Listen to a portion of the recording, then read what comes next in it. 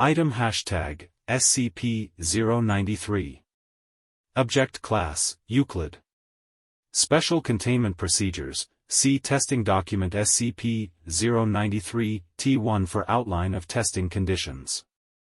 SCP-093 must remain on a mirror at all times and under video surveillance.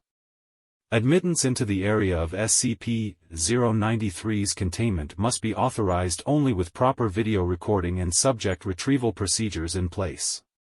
Any attempt to use SCP-093 outside of an approved test will be dealt with severely, up to and including termination. Description: SCP-093 is a primarily red disc carved from a stone composite resembling cinnabar, with circular engravings and unknown symbols carved at 0.5 cm depth around the entire object. Deeper cuts are present on SCP-093 with a depth of 1 to 1.5 cm. SCP-093 is 7.62 cm in diameter and fits comfortably into most palms without abrasion. SCP-093 will change hue when held by a living individual. The colors taken by SCP-093 are still being researched to establish a link.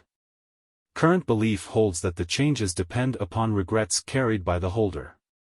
If SCP-093 is removed from a mirror and not held by a person, it will seek out the nearest mirror-like surface. SCP-093 has been observed to travel in the largest possible circle while rolling, building up phenomenal speed. The mechanism of this acceleration is currently unknown. If an obstacle is between SCP-093 and the nearest mirror-like surface, it will use this momentum to punch through the obstacle and continue on its course at this speed. It will only stop when a mirror-like surface is contacted. Despite tremendous impact velocities, no damage will be dealt to SCP-093 or the mirror. Additional notes: no records exist to clarify the nature of SCP-093's discovery or presence in the Foundation. See SCP-093-OD. Since no records exist explaining SCP-093's method of containment, a test procedure was initiated to establish why mirrors must be used to contain it. The results of SCP-093-T1 lead to the discovery of living beings holding SCP-093 being able to move through mirrors and the series of tests in SCP-093-T2 to ascertain the destination reached through this travel. SCP-093 Original Documentation. Item hashtag, SCP-093. Object Class, Euclid. Special Containment Procedures. Item SCP-093 is to be kept on a silver-lined mirror on a 0.3 x 0.23 m, 1 ftx 9 in, pedestal at least 1.22 meters 4 feet off the ground floor in containment cell block. Object is not to be contained in areas exceeding 3.66 by 3.05 meters 12 by 10 feet, nor placed on mahogany, pine, cherry, or aluminum pedestals above or below level 1 of containment cell block. Object can be handled safely, albeit gently, without consequences. Tests and consequences thereof involving containment conditions can be viewed in Section B 35-1 of the attached report. Description: Object was found on the shore of the Red Sea, January 30, 1968, emitting a low sigh and a dim blue gleam. Its color has since turned into an orange mix of red, only emitting a hum of varying volume whilst in the presence of female examiners of ages between 34 and 41. SCP-093 resembled the documented blue for 54:34 at 1:23 on April 26, 1986. Coincidentally, when the body of 1949834 was discovered in research facility. Ties between 1949834 and SCP-093 remain inconclusive, and effects of prolonged exposure to 093 remain unknown except for infrequent reports of periods of calmness and, in the case of 2420049, as periodic waves of depression, loss of balance and thoughts of suicide. These feelings have reportedly not exceeded 11 days in duration. Object seemed to react to the presence of 2420056 by turning light violet for no more than 209, as documented on March 12, 1993. Effects of this reaction remain unknown. Additional notes: origins of 093 remain unknown and documents of recovery of 093 have since been destroyed in a fire in research facility, December 9, 1989. Reports on the feelings of researchers who handled 093 have remained inconsequential since April 19, 1995. SCP-093-T1 Containment testing of SCP-093 against conditions set forth for existing containment procedures to assess viability of continuing such containment. Beginning with changing the type of mirror used as a position of rest.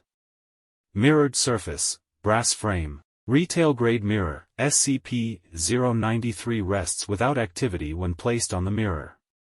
This test alone removes the need for costly silver or wooden containment systems.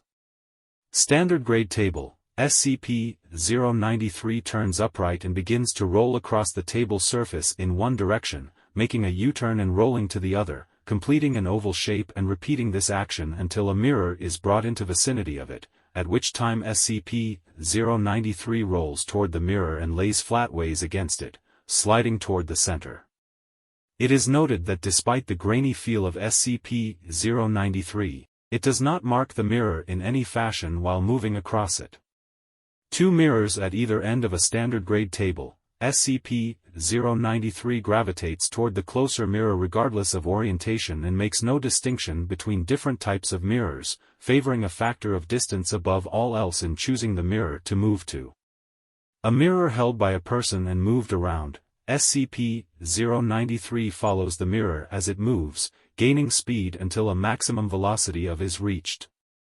At any velocity, the impact of SCP-093 against a mirrored surface results in no damage to either object. A person holding SCP-093 placing it on a mirror. This test was accidental, the result of one of the staff tripping another after some debate about who would be covering the lunch tab. As a result of the behavior of the researchers, it was discovered that a person holding SCP-093 and placing it against a mirror will in fact move into the mirror. Addendum: Containment testing discontinued after establishing that SCP-093 requires only a mirror to rest inert. Testing on human interaction with mirrors while holding SCP-093 authorized by Dr. SCP-093-T2 Mirror Test. Testing Protocols. Subjects testing SCP-093 must wear a Class 3 buckle harness strapped to the chest and attached to a tension pulley system allowing for 300 m, 1,000 feet, of movement. Additional spools may be added to extend movement if necessary. The clasps connecting these spools must be high-grade and capable of withstanding applied force of 0.2 tons. A field kit containing the following should be standard issue for testing of SCP-093. 1.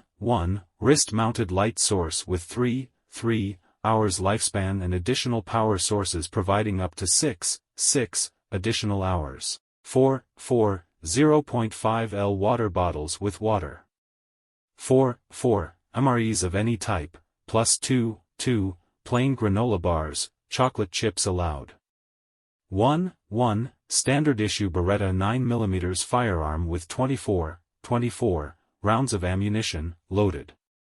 This is not to be issued until subject has passed into a mirror using SCP-093 and should be given under armed supervision ensuring that the subject passes through entirely.